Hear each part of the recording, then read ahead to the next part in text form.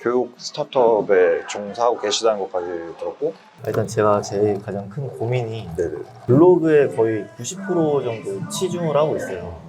그래서 페이스북, 인스타그램을 어떻게 운영하고 관리해야 될지 이게 좀 감이 잘 안 오더라고요. 네네. 블로그를 운영하시고 페이스북, 인스타그램 운영을 이제 어떻게 해서 좀 유기적으로 운영할지 좀 애매하다. 그러면 만약에 페이스북, 인스타그램 운영을 해서 3개월 정도 지났을 때 페이스북, 인스타그램 플랫폼 자체에 팔로워가 많아지길 원하세요? 아니면 블로그 방문자 수가 많아지길 원하세요? 팔로워를 올리는 게 맞다고는 생각을 하는데 어떻게 늘려야 될지 잘 모르겠어요. 블로그도 사실 운영하는데 별도 뭐 광고 비용이 들진 않잖아요. 근데 페이스북, 인스타그램 같은 경우에는 그 성장을 위해서는 뭔가 그 채널을 이제 광고를 해야 될 필요성도 사실 있긴 하거든요. 그러면 거기에 대한 이제 마케팅이나 광고 예산이 지금은 없는데 혹시 뭐 할애가 어느 정도 편성이 가능한 상태인지 위에 컨펌을 받아서 가능해요?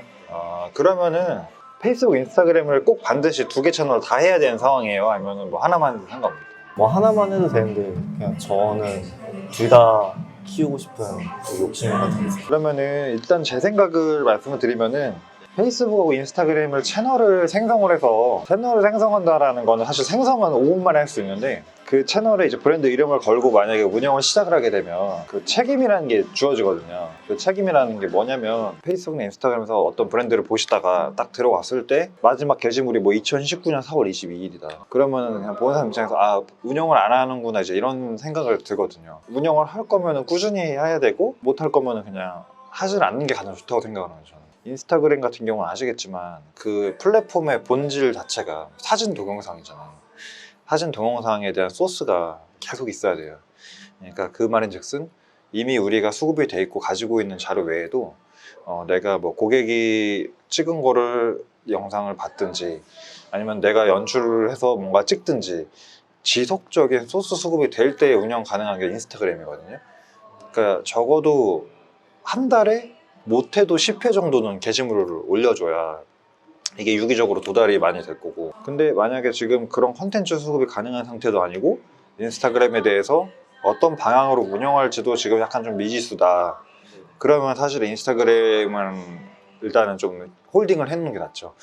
그리고 인스타그램에서 이제 영상이나 사진 같은 걸 보여줄 때 우리 제품만의 어떤 특장점, 그런 컨텐츠에 대한 기획도 지금 필요하고, 그 컨텐츠 한 달 플랜을 짜고 시작하거든요, 보통 SNS 운영을 할 때는. 근데 그런 게 없기 때문에 인스타그램 조금 거시기하고, 페이스북은 플랫폼 본질 자체가 인스타 사진 동영상이잖아요. 페이스북은 게시물이에요, 게시물. 요즘에 페이스북 들어가 보시면 알겠지만 예전처럼 친구들이 많은 소식을 올리진 않아요. 왜냐면 다 인스타로 넘어가서. 그래서 페이스북에 요즘에 타임라인에 올라오는 것들은 내가 이미 구독 신청을 했던 페이지나 그룹에서 올라오는 각종 뭐 소식이라든지 약간 뭐 뉴스나 아티클 약간 이런 것들이 주로 올라오거든요. 정보성. 그래서 페이스북은 만약에 지금 새로 개설한다라고 하면은 우리 제품에 대한 정보나 아니면 우리 제품에 대한 어떤 설명형 컨텐츠라든지 그러니까 사진을 곁들여서 그렇게 활용을 할 수는 있을 것 같아요. 페이스북 자체가 조금 더 지금 성격에는 맞지 않나 라는 생각이 들고, 페이스북 자체도 한 달에 못해도 게시물 한 10개에서 20개 정도는 올려줘야 되긴 하거든요. 적어도 브랜드 SNS에서 뭔가 서비스를 제공을 한다라고 하면은 사실은 뭐 일주일에 한두 번 정도는 그래도 컨텐츠가 나와야 되니까 그 기준으로 말씀드린 거예요. 한 달 역산을 해서. 페이스북 페이지를 처음 개설하면 아무도 모르잖아요, 이 페이지가 뭐다라는 거를. 근데 물론 그 알고리즘에 의해서 우리가 그 페이지 카테고리라든지 정보를 입력하면은 그거에 관심이 있는 사람들한테 추천으로 이렇게 노출시켜 주긴 하는데 되게 미미해요. 막 한 달 운영했을 때 뭐 20명, 30명 이렇게 될 수도 있어요. 그리고 드론이랑 그런 교육용이라는 그 범주 자체가 모든 사람들이 좋아하는 여행이나 뭐 맛집이나 이런 게 아니기 때문에 이미 모집단 자체가 굉장히 작은 상황이라서 그거를 만약에 생성하고 운영을 열심히 한다고 해도, 그러니까 오가닉 그 유기적으로 도달하는 비용 자체는 굉장히 작을 수가 있거든요. 그래서 아까 처음에 말씀드렸던 반드시 광고 예산을 고려를 해야 돼요. 광고 예산이라는 게 그 페이스북 안에서 자체적으로 제공하는 그 광고 관리자가 있거든요. 못해도 한 달에 한 50만 원 이상은 광고를 해야 조금 더 많은 사람들한테 그게 도달이 돼서 우리 그 팔로워라고 하죠. 그 페이지 팬을 확보를 할 수가 있어요. 근데 그 아시겠지만 페이지 팬을 우리가 1000명을 확보한다고 해서 그 1000명을 확보한 만큼 매출이 늘지는 않아요.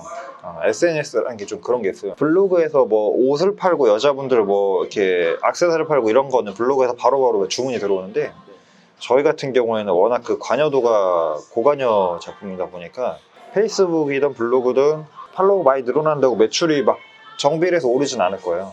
그래서 그거는 광고 집행 전에 대표님하고 반드시 좀 협의를 하셔야 될 부분인 것 같고 페이스북 이제 광고를 세팅해서 이제 광고를 돌리면 좀 늘긴 할 거예요. 그래도 페이스북이 지금 광고 그 과금 구조가 광고 한 번 딱 클릭하면은 우리 교통카드처럼 얼마 빠져나가는 이런 시스템이에요.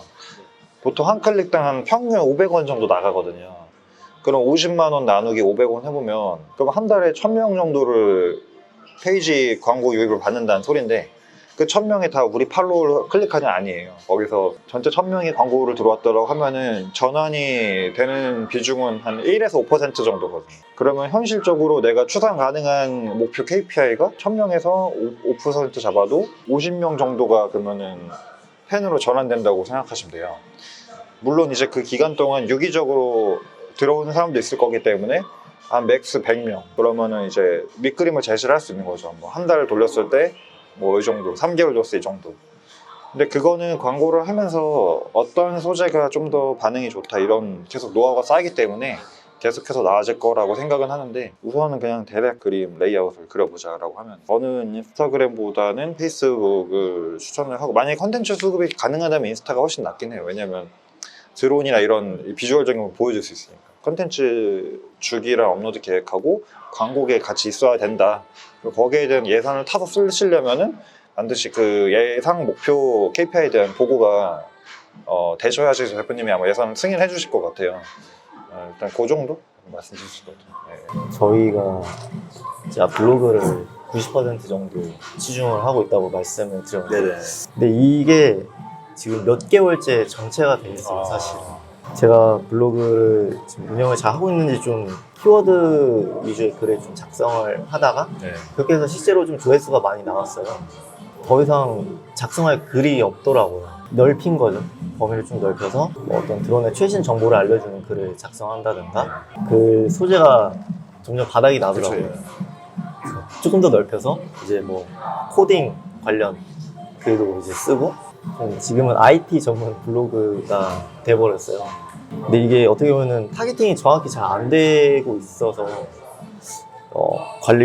이대로 관리를 하는 게 운영을 하는 게 좀 잘 맞나? 일단은 그 아까 말씀하신 것처럼 컨텐츠 포스팅 주제를 이제 점점 그 상위 레벨로 확장을 해서 쓰셨다라고 했는데 그게 방문자 유입에 사실 효과적인 건 맞긴 하거든요. 근데 사실은 이제 그렇게 되다 보면 이제 내가 이게 IT 칼럼니스트가 되는 건지 이 브랜드 블로거는 헷갈린 거죠. 그래서 어쨌든 간에 브랜드 블로그를 운영한다라는 거는 궁극적인 목적 자체가 기업의 수익하고 성장하고 연결이 된다고 생각을 해서 그 빈도 자체를 뭐 한 달에 한 번, 뭐 이렇게 어쩌다 한 번씩 올리는 거는 되게 환기 차원에서 좋을 것 같긴 한데 포커스가 좀 안 될 것 같다는 생각이 좀 들긴 해요. 그래서 제 생각에는 그 포스팅 주제를 넓혀 가실 때 상위 레벨로 이렇게 올려가시기보다는 옆으로 횡이동을 하는 게 저는 좋다고 생각을 하거든요. 그래서 지금 우리의 코어가 아두이노랑 뭐 코딩 교육이랑 뭐 드론 3가지 키워드가 있다라고 하면은 이거로 인해서 아까 뭐 선풍기도 얘기하시고 접목시킬 수 있는 컨텐츠들이 있거든요. 그런 것들 위주로 이제 옆으로 넓혀가는 게 좀 좋다라고 생각을 해요. 근데 이거를 막 정말 더 큰 얘기, 더 넓은 이야기를 한다라고 하면 사실 글 쓰는 것 자체도 굉장히 스트레스 받거든요.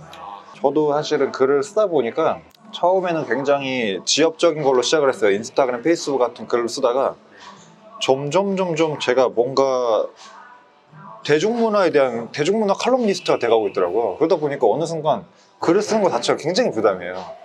굉장히 쉽게 접근하는 게 맞는 거고 사실 아두이노 선풍기 자체가 그거를 아는 사람들은 좀 매력적이긴 한데 별거 아니거든 사실. 근데 사람들이 어쨌든 반응하는 거는 좀 쉽게 접근할 수 있는 그런 거인 것 같아서 네이버 검색 광고 혹시 아세요? 아시죠? 그럼 한번 그 플랫폼 들어가서 운영해 보셨죠? 거기 들어가면 이제 키워드 도구라든지 뭐 구글도 키워드 검색 툴 이런 거 있잖아요. 거기서 이제 그 연관 검색어나 이런 것들 많이 검색해 보시고 우리가 지금 공략하는 코어 키워드와 어떤 키워드와 연관 관계 있는지 좀 이런 걸 많이 보셔가지고 거기에서 좀 영감을 얻으시는 게 좋을 것 같아요. 그리고 저희도 실제로 그런 키워드 선정할 때 저희가 사용 중인 키워드 네이버나 구글에 검색해서 어떤 콘텐츠들이 뜨는지 어떤 게 상위에 노출되는지 이런 거 많이 모니터링 하거든요. 적어도 일주일에 한 번 정도는. 우리 브랜드 키워드는 무조건 1일 1회 검색하고 경쟁사 키워드 1일 1회 검색하고 뭐 아두이노나 이런 유관 키워드는 한 주에 1회 정도는 검색을 해요. 그래서 사람들이 어떤 그 키워드 니즈에 반응을 하는지를 서칭을 해서 그 컨텐츠를 작업을 하는 편이고, 그리고 그거를 잘 하고 있는지는 솔직히 말하면 본인밖에 몰라요. 왜냐면 업종 자체가 다 다르고 KPI가 다 다르기 때문에 근데 그게 정체가 돼 있다라는 거는 사실 조금 더 새로운 컨텐츠 개발에 대한 여지는 좀 있다라고 생각은 하긴 하거든요. 그래서 저도 유튜브를 하다 보면은 구독자가 조금씩 계속 성장할 때가 있고 정체가 될 때가 있는데, 그때 제가 항상 하는 게 있어요.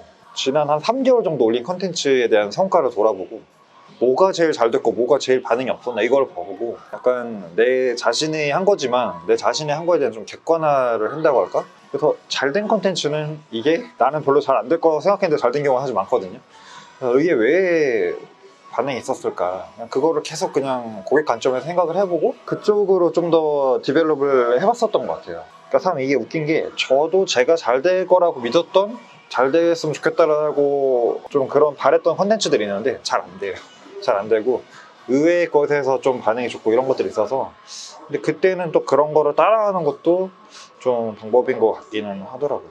근데 제가 그게 지금 무엇입니다라고 주제를 찝어드리지는 못할 것 같고 그냥 가는 방향을 좀 설명드린 거니까 거기서 한번 좀 찾아보시면 될 것 같아요.